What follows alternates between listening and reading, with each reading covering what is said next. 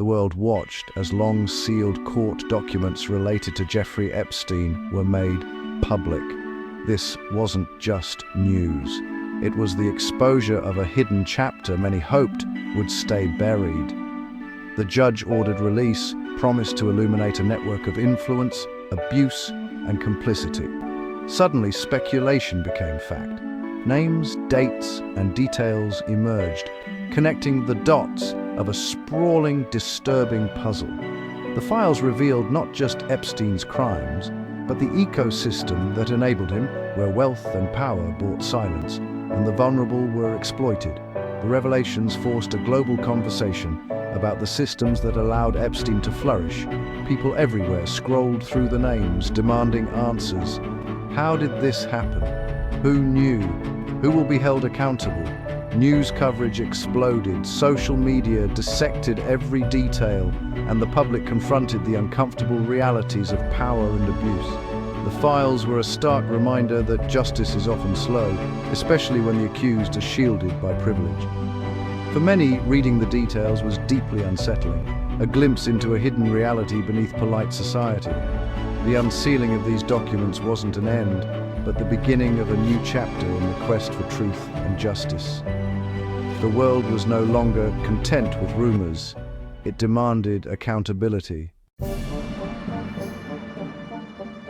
the center were Jeffrey Epstein and Ghislaine Maxwell, a predatory partnership now infamous for exploitation and betrayal. The newly released documents expanded the cast, pulling high-profile names like Bill Clinton, Donald Trump, and Prince Andrew into the spotlight. Their inclusion, regardless of direct wrongdoing, showed the reach of Epstein's influence.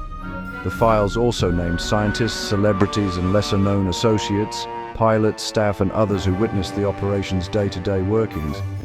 Each name added complexity, illustrating how Epstein used connections to mask his crimes. The supporting cast, those who managed properties, flew planes, or kept records, offered chilling glimpses into the mechanics of the trafficking ring. These stories are vital to understanding the full picture. The documents revealed a world where proximity to power provided cover for abuse. The cast of characters was vast, and their roles, big and small, are now under scrutiny.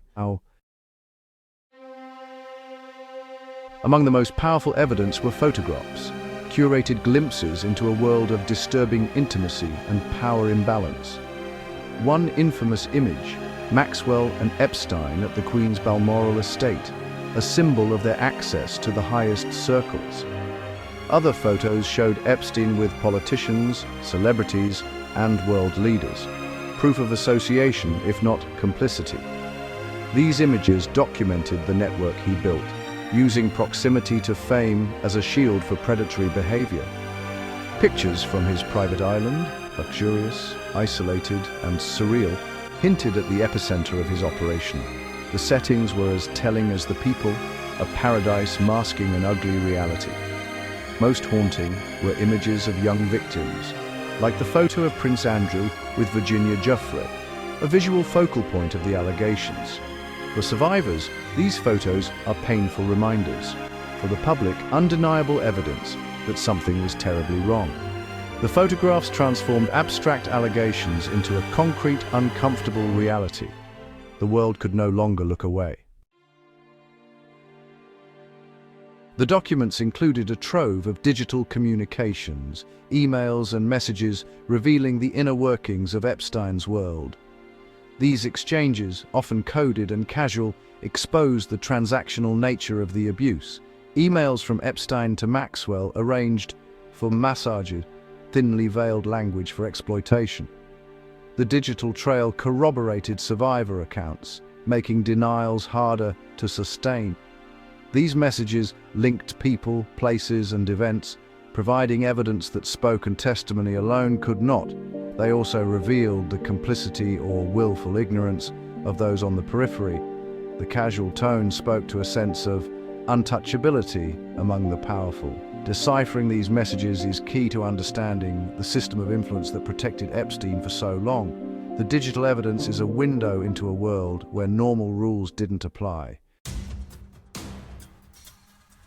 After the document release, a wave of denials swept in from high-profile names. Clinton's team framed his interactions as innocent. Trump's camp pointed to a later falling out. The strategy: acknowledge association, deny wrongdoing, and distance themselves from Epstein's crimes. Prince Andrew, after a disastrous interview, retreated into silence, his denials exhausted.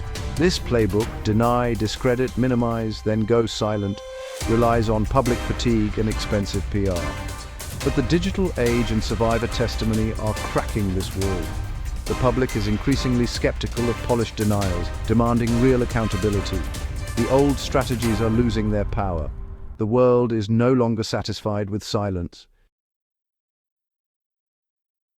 In contrast to denials, some on the periphery have spoken out, clarifying their involvement and expressing disgust. More importantly, survivors like Virginia Giuffre and Sarah Ransom have found vindication as the documents corroborate their stories.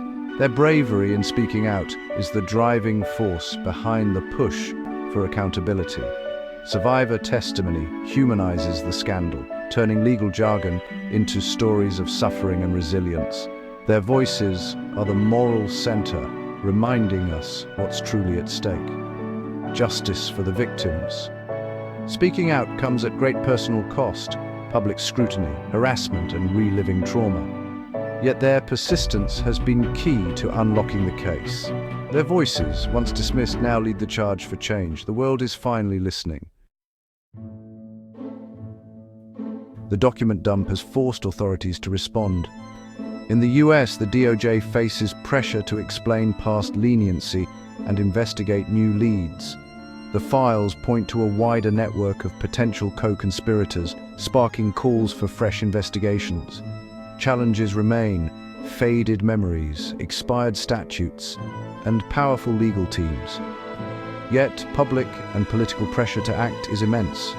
The fallout is global, reigniting scandals, triggering reviews, and threatening reputations. The true test is whether justice will finally reach the powerful. The world is watching to see if this is a turning point or just another missed opportunity.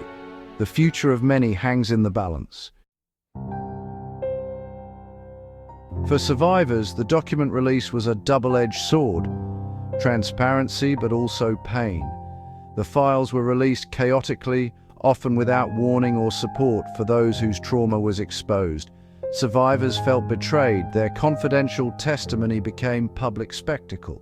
The careless handling of sensitive information has had a chilling effect, deterring others from coming forward. Advocates demand trauma-informed protocols, redactions, support, and respect for privacy. Justice must be balanced with compassion.